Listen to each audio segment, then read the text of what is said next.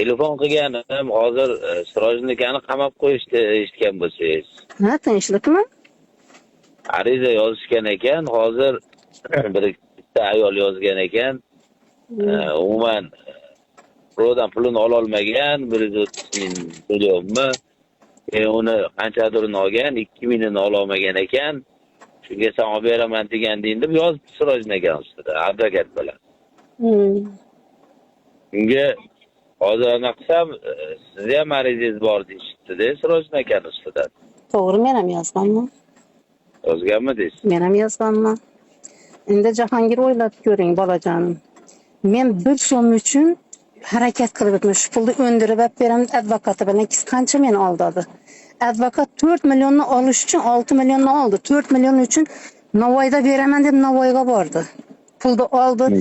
Pulni olgandan keyin telefon qilsam, mening bilan urushib, men seni ko'tingda yuramanmi? Sendan boshqa ishim yo'qmi? Meni itdan o'tirib tashladi. Sirojiddin o'yindan chiqib ketdi deb. Advokatlar palatasına berdim, ha, Oybek. Keyin advokatlar palatasına bordik.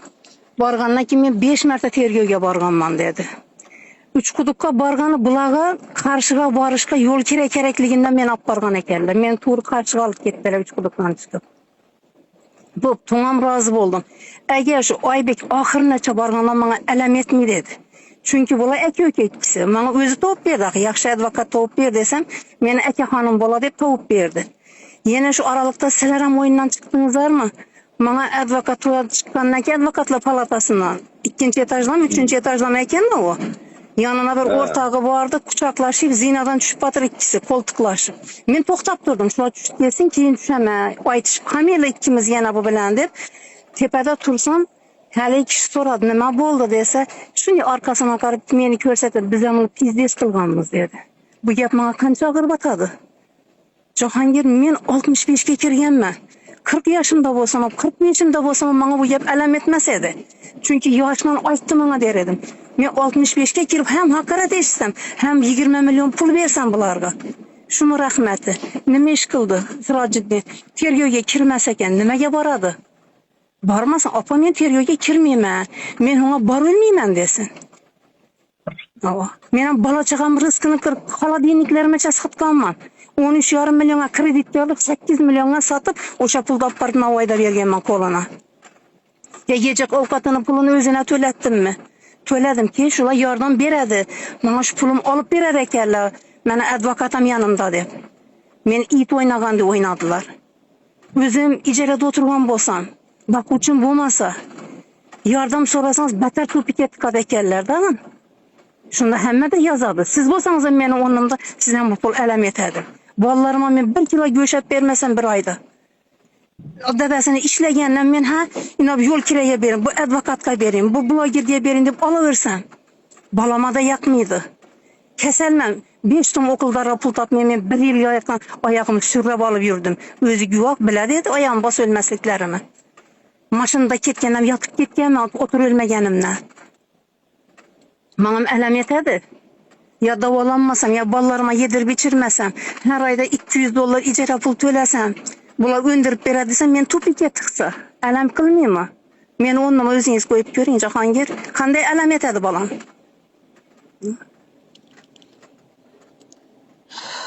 Xudo bor hammaga. To'g'ri, tushundim sizni. Lekin hozir Sirojnikaga sizniki ikkinchi ariza bo'lib, ertaga vaziyatlar og'irlashadi. 10 milliondan 10 so'mlik ish qilgan bo'lsa edi, menga alam etmaydi dedi. Bordi Navoiydan, mana o'zingiz guvohsiz.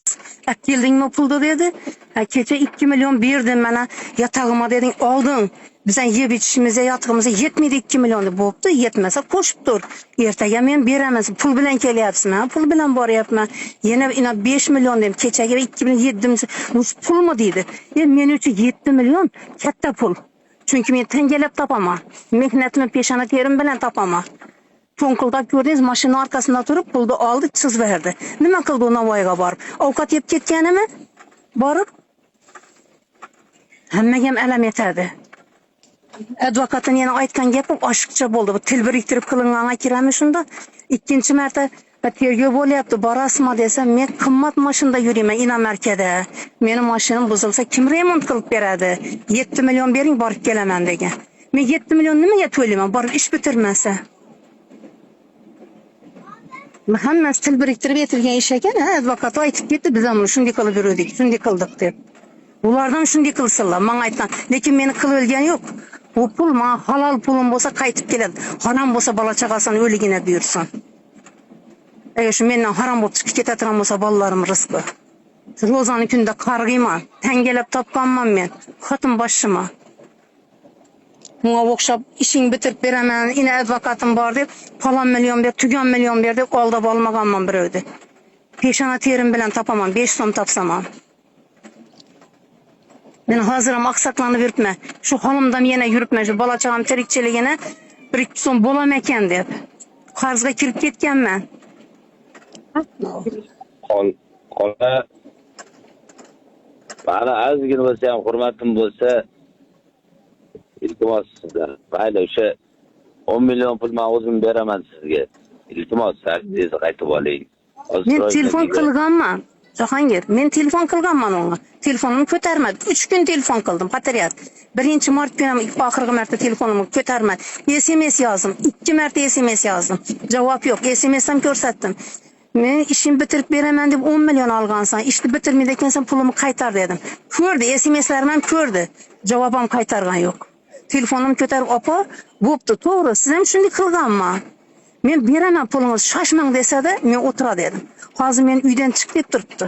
Har oyda 200 dollar to'lab bilmadim 2 oydan beri. O'zi bo'lmaydi, ha desangiz oy yugurib kelyapti. Men bola chaqamni qanday boqaymi? Uni to'layimmi? Aldab olingan bu pullarni to'layimmi? Xorazmga 6 oy bo'ldi borganim yo'q. Ukam marakasini chiqib kelganim. Mana yili bo'lyapti. Hali men borganim yo'q, chunki qarzim bor u tarafdan ham. Qanday qarayman, ukamlar menga rasmiy kelgan bilan kelin bor uyda, begona kelin. Aytmaymi? Opang yana keldi, pulni to'lamadi deb. Bormayotdim, ukamni 40-da chiqib kelganman. Mana 28-avgustda chiqib kelgan, borganim yo'q. Men ham borgim keladi, qizimni ko'rgim keladi, nevaralarimni ko'rgim keladi, og'illarimni ko'rgim keladi. Men hech kimim yo'q shularımdan boshqa. Lekin qarzim bor, bora olmayman. Ana shularga deb qarz olganman. Shuncha 2 yil bo'lib qo'yadi, berilmay turibman. Telefonni ko'tarib, bir "ha" deyish kerakmi? Advokat shu gaplar aytgandan telefon qilib, "Opa, nima bo'lyapti? Nimaga Oybek aka bilan bunday qilib yuribsan?" degan yo'q-ku menga. Tili bir bo'lgandan keyin aytmaydi. Yana bizlar deb aytdi u. Biz ham shunday qilganmiz dedi. Men hududdan yoshdan o'tganman. Shu yerda men janjal ko'tarsam, men shallaqlikka kirgan bo'laman. Xudoga solib yig'lab chiqib ketganman. So'rang Oybegimdan. Shunday dedingmi sen? Zinadan tushishingda kim bilandir qo'ltiqlashib tushib borishingda deng. Aytib beradi. 5 marta borganman deb betini yuldi. Shuncha odamning ichida qo'lim yo'q dedi. Hammang guvohligingda Xudoga soldim dedi. Qiyomatga qo'ydim bu pulni dedim. Kulib o'tirib shundan men üstümdan. Mendan betermi ular? Mendan beter bo'lsa-ki, eksan desam. Shu o'tirgan holimda. Mendan beter emas-ku axir. Mana Güleren qatnashib sotuna vodiy qatnab turib 1 so'ms kelyapman dedi. Menikine 1 so'ms bir marta bordimi? Oldin oshxonaga kiritaman, qondan to'ygizaman, keyin yo'lga chiqamiz. Qatga borsa-da. Boramiz, tur oshxonaga kiradilar, beruvchilar ovqatlab beraman, yana izimizga qaytamiz. Nerga borsa-da shunday aytganman. Ya 1 so'mni to'laying deganmi? Ya ishchiq suvni pulini to'latganmanmi? Ha, meni ishim bitiradi ekanlar. Bular menga endi rahmi kelyapti deyapman. Ular rahmi kelmagan. Meni o'zi chiqmas deb tiqqan ekanlar. Hech kimga doding aytib o'lmas deding, deb aytgan pulni olib, mana bopladimmi seni dedilar, yuzima keyin. Hammaga alam etadi. Ne bir yerda stol o'tirib, o'g'illik pul to'g'ib o'tirgan bo'lsam edi, zalal yo'q edi. Birindan keyin haromniki haromga ketdi desam. Xolos, siz Farg'onadamisiz, Toshkentdami? Yo'q, men hozir Qoraqalpoqdaman. Hozir nötçten o'tdim, Qo'ng'irotga boyatirman. Shunga narsalar topshirdim-da. Shu vaqtma 1 soat bor edi, topshirib qo'ying ertaroqdan deb narsalar topshirib berganim edi.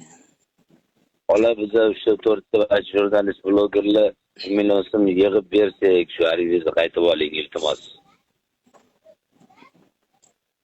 Men Oybegga ham berganman uni. Shu ikkisi bir bo'lganmi? Ikkisi to'laydi shuni. To'lasin. Qarang, yaxshi duolar qilgansiz meni. Shularni hurmati, o'ralarga borib keldingiz mana. Hali yaxshilik qoladi hammamizdan. Qanaqa yordam kerak bo'lsa, yana qo'shimchaga men o'zim turib beraman. Faqat hozir arizangizni oling. Mayli, men 10 million men va'da qilaman, men oldindan beraman shuni. Faqat arizangizni olmasiz, hozir Sirojnikiga yana ham og'irlashadi vaziyat. Hammaga ham alam aytar ekan, mehnatli pulingiz birovga berib, ham haqorat eshitsangiz, telefon eshitsangiz, do'qurib gapirsa, mendan ancha kichkina bolalarim bilan teng. To'g'ri, noto'g'ri. Hammaga ham alam etadi. Yana haqorat eshitganim oshiqcha Oybegindan. Topib bergan odamimi? Opa nima bo'lyapti? Nimaga sizlar bunday janjallashib qoldingiz deb bir marta so'ragan yo'q. Telefon qilsam ko'tarmasa, SMS ko'radi, javob bermasa. Noto'g'ri qilgan, xola, noto'g'ri qilgan. Men uzr so'rayman uning uchun.